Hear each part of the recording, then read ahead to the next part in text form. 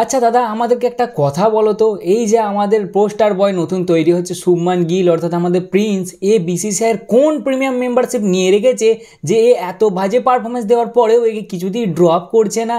না মানে এই যে আমাদের ইন্ডিয়ান বাবার আজম হয়ে বসে আছে, মানে একবারে বাজে পারফরমেন্স থেকে বাজে পারফরমেন্স দিয়েই যাচ্ছে, মানে একবারে যেন ঠিক করে ফেলেছে যে যত বাজে পারফরমেন্স দেওয়া যায় তত বাজে পারফরমেন্স দেবে, তারপরেও একে কেন ড্রপ করছে না?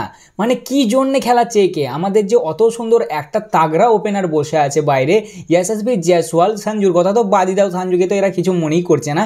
জয়সওয়াল যে আমাদের অত ভালো একটা ওপেনার বাইরে বসে আছে, কেন ওকে ওরা খেলাচ্ছে না? মানে আলটিমেটলি যার দিন শেষে 3টে ফরম্যাট খেলার কথা সে কিনা একটা ফরম্যাটই খেলছে, আর যার দুটো কি একটা ফরম্যাট খেলার কথা তাকে 3টে ফরম্যাটেই খেলাচ্ছে, মানে একবারে জোর জবরদস্তি ক্যাপ্টেন করে দিচ্ছে। এই ধরনেরই নানা রকম কোশ্চেন ডিএম আমার কাছে আসছে যে দাদা এই ব্যাপারে একটা কিছু বলো, কেন বারবার কেন শুভমান গিলকে খালি টেনে টেনে এরা খেলাচ্ছে, মানে কি চাইছে এটা কি এরা? আর সঞ্জুর কি হবে? সঞ্জু কি তাহলে আর টিমে জায়গা পাবে না? সঞ্জুর কি তাহলে ক্যারিয়ার শেষ হয়ে গেল? সঞ্জু কি তাহলে হয়ে গেল বিদায়? আর আমাদের হার্দিকদাকে নিয়ে কিছু আপডেট দাও। হার্দিকদার কি খবর গো? উনি তো অনেক দিনই ইনজার্ড হয়ে গেল। সাউথ আফ্রিকা সিরিজও আসছে, অস্ট্রেলিয়া সিরিজটা তো তিনি আর অবভিয়াসলি খেলতে পারবেন না, তাহলে তার কি খবর আছে? সে কি সাউথ আফ্রিকা সিরিজও খেলতে পারবে না? এই ধরনেরই নানা রকম কোশ্চেন আসছে আমার কাছে, তাই ভাবলাম চলো তোমাদের এই কোশ্চেনগুলোর কিছু উত্তর দেওয়া যাক, আর তার সাথে আলোচনা করা যাক কেমন হতে পারে আমাদের চতুর্থ ম্যাচের জন্য প্লেইং 11। শুভমান গিল কি আবার প্লেইং 11 আর একটা চান্স পাবে, নাকি তাকে এবার সাইড করে দেওয়া হবে ভাইস ক্যাপ্টেন হওয়ার সত্ত্বেও?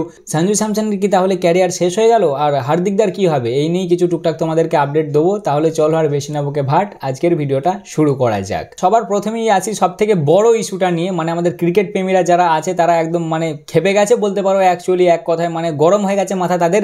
একমাত্র যারা গিল ফ্যান আছে, গিল ফ্যান বাদে মানে যদি 10% গিল ফ্যান থাকে, বাকি 90% ক্রিকেট ফ্যান যারা জয়সওয়ালের ফ্যান নয়, মানে নর্মাল যারা ক্রিকেট ভক্ত, তাদেরও মাথা গরম হয়ে যাচ্ছে শুভমান গিলের খেলা দেখে।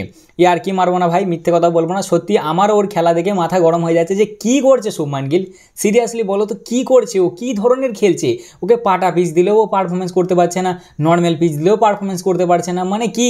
তার উপর ওর কপালও খারাপ, যেদিন ওর ক্রাশ খেলা দেখতে আসে সেই দিন ভাই সাহেব পারফরমেন্স দিতে পারে না, তারপর যেদিন ভালো পারফরমেন্স দেয় বেশ মুডে লাগে সেই দিন বৃষ্টি চলে আসে।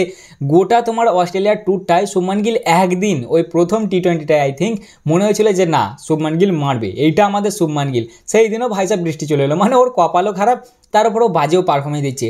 শুভমান গিলের যদি আমি লাস্ট 6টা পারফরমেন্সের কথা বলি, মানে এই যে অস্ট্রেলিয়া ট্যুরে গেছে না শুভমান গিল, প্রথম ওডিআই বানিয়েছে ভাই সাহেব 10 রান 18 বলে, দ্বিতীয় ওডিআই বানিয়েছে 9 রান 9 বলে, তৃতীয় ওডিআই বানিয়েছে 24 রান 26 বলে। আচ্ছা এরপরে যদি টি20তে আসি, ওই একটাই ভালো পারফরমেন্স আমি বলছি, 37 রান বানিয়েছে 20 বলে, মানে ভালোই খেলছিল, আউট হয়নি, কিন্তু মাঝে বৃষ্টি চলে আসে তাই ম্যাচটা ডিসমিস হয়ে যায়। আচ্ছা 2 নম্বর টি20তে ভাই সাহেব বানায় 5 রান 10 বলে, আর 3 নম্বর টি20তে বানায় ভাই সাহেব 11 রান 12 বলে, মানে একটা টাইমে তো এ 10 রানে না, হ্যাঁ সামথিং এরকমই 10-11 রানে ছিল, লাস্ট একটা 4 মারে দিয়ে তারপরে যে আউট হয়ে যায়, না হলে ভাই ওটা রানা বলই হয়ে যেত। তা কি হয়েছে শুভমান গিলের? এত বাজে পারফরমেন্স কেন দিচ্ছে আমি নিজেও জানি না ভাই কি হয়েছে। এটা আমাদের শুভমান গিল নয়, এত ভালো খেলে, এত ভালো পারফরমেন্স দেয়, পাটা পিচ দেওয়া হচ্ছে তাও পারছে না পারফরমেন্স দিতে। মানে সবাই বেশিরভাগ যেটা লোক বলে, তোমরা যেন আবার গিলস ফ্যানরা রাগ করো না, যে শুভমান গিলকে নাকি পাটা পিচ দিলে শুভমান গিল পারফরমেন্স দিতে পারে, না হলে দিতে পারে না, যেটা কিছুটা ঠিক ভাই, কিছু একদমই পুরোপুরি মিথ্যে কথা নয়, স্বাভাবিক এটা, পাটা পিচে সব ব্যাটারি ভালো পারফরমেন্স দেয়, কিন্তু শুভমান গিলের কী হয়েছে ওপরবেলাই জানে। আর সব থেকে মানুষের মেন রাগ এইটা যে জয়সওয়াল বসে থাকার পরেও কেন কেন বারবার শুভমান গিলকে টেনে ঢোকাচ্ছে এরা। তা দেখো ভাই ম্যাটার তো ক্লিয়ার, পিসিসিআই ঠিক করে ফেলেছে যে 3টে ফরম্যাটে একটা ক্যাপ্টেনই খেলাবে ওরা, ঠিক আছে? মানে সূর্যাদা খুব জোর হলে টি20 ওয়ার্ল্ড কাপ অবধি টানবে, আর মাঝে যদি শুভমান গিল ভালো পারফরমেন্স দিয়ে দেয়, মানে দেখার মতন পারফরমেন্স শুভমান গিল টি20তে দিয়ে দেয়, তাহলে তার আগেই সূর্যাদা বিদায় হয়ে যাবে, এটা আমার একদম মনে মনে পিওর ভরসা আছে ভাই। ওরা খালি এনেছে শুভমান গিলকে তোমার সূর্যকুমার যাদবের আন্ডারে কিছুটা ওকে বোঝানোর জন্য, কিছুটা শেখানোর জন্য, যে আমাদের বর্তমানের পোস্টার বয় 3টে ফরম্যাটের ক্যাপ্টেন সবই হবে শুভমান গিল। কিন্তু পার্সোনালি আমিও এটা বিশ্বাস করি যে জোর জবরদস্তি, বিশেষ করে টি20 ওয়ার্ল্ড কাপের আগে কোনো দরকার ছিল না শুভমান গিলকে ঢোকানোর ভাই, কোনো দরকারই ছিল না। তোমরা, আমি জয়সওয়ালের কথাও বলবো না আর তোমার গিলের কথাও বলবো না, দুটোর কাউকেই ছিল না ঢোকানোর দরকার, কারণ আমাদের টিম অলরেডি ভালো পারফরমেন্স দিচ্ছিল। আমি আগে আসি ভাই সঞ্জুর কাছে, সঞ্জু কি খারাপটা করেছে বলো, কি খারাপটা করেছে? প্রথম দিন বৃষ্টি হলো ও খেলতে পায়নি, দ্বিতীয় দিন মনে হয় তোমার 2 রান মতন বানিয়েছিল, ওকে 3 নম্বরে ব্যাটিং করতে পাঠিয়ে দেয়, প্রথম কথা 3 নম্বরে ব্যাটিং করতে পাঠিয়ে দেয়, তারপর তৃতীয় ম্যাচে ড্রপ, কি করেছে সঞ্জু স্যামসন, খারাপটি কি করেছে? গোটা এশিয়া কাপে তোমরা ওকে বাইরে বসিয়ে দিলে, শুভমান গিলকে তো ওপেনিং করিয়ে দিলে। শুভমান গিলের ভাই এশিয়া কাপেও একবারে জঘন্য পারফরমেন্স।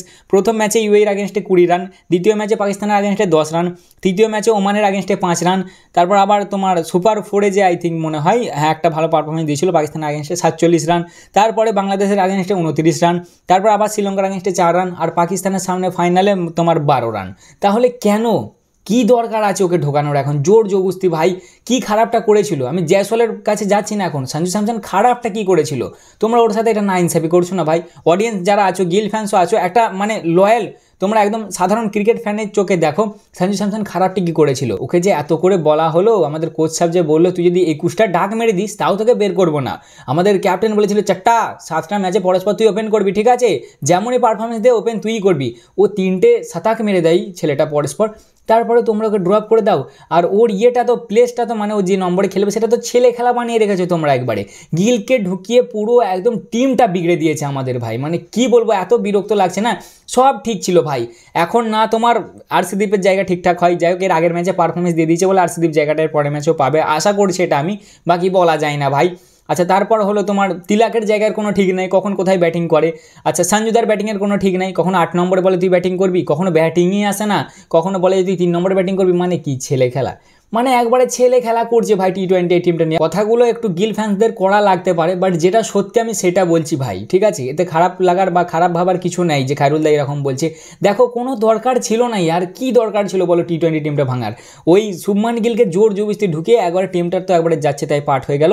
আবার তার জায়গায় ওকে ঢোকালো পারফরমেন্স দিতে পারছে না, তাহলে সাইড করো, জয়সওয়ালকে একটু চান্স দাও। সঞ্জুর পর যদি কেউ ডিজার্ভ করে, আমার মতে এখনও বলে সঞ্জু স্যামসনই সবার আগে ডিজার্ভ করে।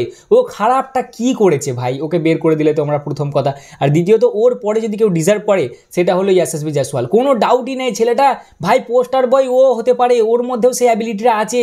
ওই রঞ্জি খেলছে ওখানেও মনে 150 মেরে দিয়েছে, 150 না 100 মেরেছে রঞ্জিতে কারেন্টলি এই আজকালের মধ্যেই ভাই, খবর এসেছিল আমার কাছে। তাহলে ও অত ভালো একটা প্লেয়ার ভাই, ওকে ওডিআই দাও ও ফাটিয়ে দেবে, টি-20তে দাও সেখানেও ফাটিয়ে দেবে, আর টেস্টে তো অলরেডি ফাটিয়ে দিচ্ছি। ওর যদি তুমি টি-20 স্ট্যাট দেখো ভাই, ও 22টা ইনিং খেলেছে, 723 রান বানিয়েছে, 36-এর অ্যাভারেজ আছে ওর, 164 স্ট্রাইক রেট, একটা 100 আছে আর 5টা 50 আছে। সেই জায়গায় যদি আমাদের ভাইস ক্যাপ্টেনের দেখো, ভাইস ক্যাপ্টেন 31টা ইনিং খেলেছে, মানে প্রায় 10-11টা ইনিংয়ের ডিফারেন্স। ক্যাপ্টেন সাহেবের রান কত 762, মানে 30 রানের ডিফারেন্স সামথিং এরকম কিছু। অ্যাভারেজ কত ক্যাপ্টেন কেন ভাই, ভাইস ক্যাপ্টেন অ্যাভারেজ কত ভাইস ক্যাপ্টেনের 28-এর, আর তোমার স্ট্রাইক রেট আছে 140-এর, একটা 100 আছে আর 3টে 50 আছে। মানে সব দিক থেকে জয়সওয়াল বেটার ভাই। জয়সওয়াল আর অভিষেক শর্মা একবার ওপেনিং ভাবো না, তুমি খালি ভাবো ফাটিয়ে দেবে। আমি এখনও বলছি না ও ডিজার্ভ করে না, শুভমান গিলকে তবুও তোমরা 3 নম্বরে খেলানো যেতে পারে ভাই, সেটাও তো আবার আনফেয়ার হয়ে যাবে তাহলে সূর্যার সাথে অথবা তোমার তিলাকের সাথে, মানে পুরো টিমটাই গোলমাল হয়ে গেছে। এইবার জানি না এর পরের ম্যাচে চান্স দেবে কিনা, আমার তো মনে হয় যে চান্স দেবে, আর একটা চান্স দিলেও দিতে পারে। আমিও বলবো যে দিক, এইবার শুভমান গিলকে অবশ্যই পারফরমেন্স করতে হবে, না হলে আমি বলছি যে শুভমান গিলকে ড্রপ করে হয় জয়সওয়ালকে দিয়ে ওপেনিং করাও, আর না হলে সঞ্জুকে দিয়ে ওপেনিং করাও, কারণ ওদের দুজনের সাথে আনফেয়ার হচ্ছে ভাই। এটা ও লাগাতার সেই এশিয়া কাপ থেকে একটা 50 আসেনি শুভমান গিলের, প্রায় তোমার 10টা টি-20 ম্যাচ খেলা হয়ে গেল। সেই জায়গায় ওরা যেহেতু বসে আছে, ওদেরকেও চান্স দাও, ওরা ফ্লপ হোক তখন আবার একে নিয়ে আসবে, তখন মানা যাবে, মন মানবে, পাবলিকও মানবে যে না ওরা ফ্লপ হয়েছে বলি এদের দুজনকে আবার ঢুকিয়েছে বা একে নিয়ে এসছে, এগুলো মানা যাবে। শুভমান গিলকে যদি চান্স দেয় আমি বলবো পারফরমেন্স দিতে হবে, না হলে আমারও পার্সোনাল মতামত যে এবার ড্রপ করে অন্যদিকে আমাদেরকে দেখা উচিত। অবভিয়াসলি তোমরা ক্যাপ্টেন করবে, কিন্তু আমাদের তো ভাই তাড়াহুড়ো কিছু নেই না, কারণ সূর্যা তো অলরেডি আছে 2026-এর জন্য, 2026-এর পরে 2027-28 প্রায় 2-3 বছরের গ্যাপ থাকবে, তখন তোমরা ওকে ক্যাপ্টেন করবে, তখন আবার ওকে কামব্যাক করাবে। এখন টি-20 ওয়ার্ল্ড কাপ পর্যন্ত তো ঠিক রাখো সব, কি আর বলবো ভাই, এটাই ছিল আমার মতামত। জানি না ওকে নিয়ে খেলাবে কিনা, তোমরাও যারা কোশ্চেন করেছিলে হয়তো কিছুটা আমি উত্তর দিতে পেরেছি, বা পার্সোনাল আমি আমার মতামত বুঝিয়েছি। তোমাদের শুভমান গিলের ওপেনিং নিয়ে কি মতামত অবশ্যই কমেন্টে জানাবে, ঠিক আছে। বাকি সঞ্জুর সাথে সত্যি ভাই আনফেয়ার হচ্ছে, এটা আমিও মন থেকে বিশ্বাস করি, বা আমিও বলছি যে সঞ্জুর সাথে সত্যি আনফেয়ার হচ্ছে। ও করেছেটা কি, খারাপটা কি করেছে আর জোর জবস্তি তোমরা একবারে মানে টিমটাকে খারাপ করে দিলে। যাই হোক এবার আসি 2 নম্বর আপডেটে, যে হার্দিক পান্ডিয়াকে অনেকজন জিজ্ঞাসা করছো যে হার্দিক দার আপডেট দাও, খবর দাও। হার্দিক দা আপাতত ভাই ঠিকই আছে, ঠিক আছে। হার্দিক দা তোমার আমার কাছে একটা ফটো এসেছিল, আমি লাগিয়ে দিচ্ছি পাশে। রিসেন্টলি দেখা গেল তিনি প্র্যাকটিস করছে, মানে যতটা আশা করা যাচ্ছে তিনি সাউথ আফ্রিকা ট্যুরে কামব্যাক করে নেবে। মানে ফুল 90% চান্স সাউথ আফ্রিকার ট্যুরে তিনি কামব্যাক হয়ে যাবে তা তোমরা হার্দিক পান্ডেকে নিয়ে অতটা ভেবো না, ঠিক আছে। হার্দিক দা নেয় বলে ভাই ওডিআই সিরিজটাই আমাদের মজা এলো না ইয়ার। হার্দিক দা এমন একটা আমাদের অলরাউন্ডার না, মানে ওর রিপ্লেসমেন্ট খোঁজা সত্যি খুব মুশকিল, বুঝলে, ওর রিপ্লেসমেন্ট পাওয়া মুশকিল আছে ভাই। কারণ ও তোমার সাথে ভাই 3 নম্বর 4 নম্বরে এসে নিউট্রাল ব্যাটিং করতে পারবে, আচ্ছা 6-7 নম্বরে তাগড়া ফিনিশ করতে পারবে, ওপেনিং বল করতে পারবে, ডেথ ওভারে বোলিং করতে পারবে। হার্দিক পান্ডের রিপ্লেসমেন্ট পাওয়া মুশকিল আছে ভাই। তা মোটামুটি এই ছিল হার্দিক দাকে নিয়ে আপডেট। আশা করছি তোমরা সাউথ আফ্রিকার ট্যুরে ভাই খেলতে দেখতে পাবে হার্দিক দাকে, ঠিক আছে। এরপরে যদি আসে আমাদের টিম নিউজে, তাহলে তো তোমরা অলরেডি জেনেই গেছো যে কুলদীপ বাড়ি চলে এসছে। অনেকজনই বলছিলে যে দাদা ওর রিপ্লেসমেন্ট হিসেবে কোনো নাম শোনা যায়নি যে কেউ রিপ্লেসমেন্ট হিসেবে এসছে, কারণ অলরেডি তো প্লেয়ার আছে ভাই। এবার যদি আসি প্লেইং 11-এর দিকে, কেমন প্লেইং 11 হতে পারে, পার্সোনালি আমার মন চাইছে না, তবুও আমি বলছি যে গিলকে আর একটা চান্স দেওয়া হোক, গিল আরেকবার ওপেন করুক, দেখাই যা কি হয় অভিষেকের সাথে। কারণ অভিষেকের ওপর চাপ পড়ে যাচ্ছে ইয়ার, প্রচুর চাপ পড়ে যাচ্ছে, গিল তো ঠিক করে দিতে পারছে না, ওর ওপর চাপ পড়ে যাচ্ছে, ও খেলতে পারছে না। বাট আমি তাও বলবো যে ওপেনিং এরা দুজনে করুক, 3 নম্বরে সূর্যাদাই খেলুক। ক্যাপ্টেন সাহেবেরও পারফরমেন্স খুব খাস হচ্ছে না ভাই, খাস মানে ক্যাপ্টেন সাহেবেরও একই হালাত, খালি ক্যাপ্টেন বলে টিকে আছে সূর্যাদা, নাহলে সূর্যাদার পারফরমেন্স একদম ভালো হচ্ছে না। 4 নম্বরে তিলকদাই থাক, 5 নম্বরে আই থিঙ্ক আকসারদা ছিল মনে হয়, আকসারদাই থাক। 6 নম্বরে হয় তোমরা দুবেকে দিয়ে করতে পারো, দুবেকে ব্যাটিংই দিচ্ছে না ভাইরা, কিছুতেই ব্যাটিং দিচ্ছে না, হয় বোলিং করিয়ে দিচ্ছে আর নাহলে এমনি ভাই ফিল্ডিং করিয়ে বসিয়ে দিচ্ছে যে যা তোকে আর কিছু করতে হবে না। দুবেকেও ব্যাটিং দাও ভাই, ওরও তো মনে মনে রাগ হয় না যে আমাকে দিয়ে খেলাচ্ছে না, কি আমার স্ট্রিক ভেঙে দিল এত। তাই আমি আপাতত বলছি 6 নম্বরে দুবে, আপাতত আমি বলছি যে কেমন হতে পারে, এবার জানি না ওনারা কেমন খেলাবে ভাই। 7 নম্বরে তোমার ওয়াশিকেই পাঠাবে, ওয়াশি যেহেতু ভালো পারফরমেন্স দিয়েছে। 8 নম্বরে জিতেশ, 9 নম্বরে অবভিয়াসলি ভারুণ, 10 নম্বরে আমাদের আর্শদীপকে তো ভাই খেললে গতিতে এবার চাপে পড়ে গেছে, কারণ এর আগের ম্যাচটা যেটা ছিল না সেটাই পাটা পিচ্ছিল ভাই, মানে টিম ডেভিড যেটাই মারছিল খুব, ওটা পাটা পিচ্ছিল।